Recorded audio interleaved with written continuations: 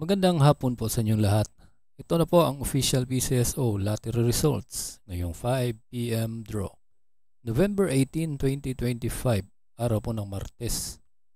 Para sa mga games na 3D Lotto at 2D Lotto.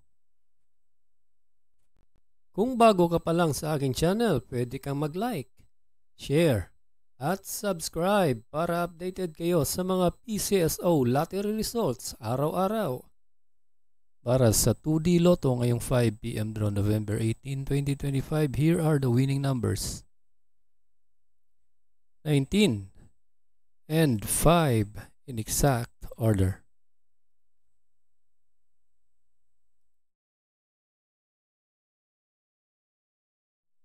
At para naman sa 3D Lotto ngayong 5 p.m. draw November 18, 2025, here are the winning numbers.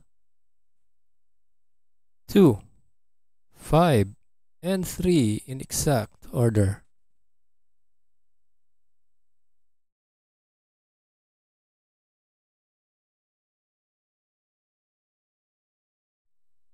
Congratulations po sa lahat ng nanalo at kita-kits mo tayo mamayang 9 p.m. draw.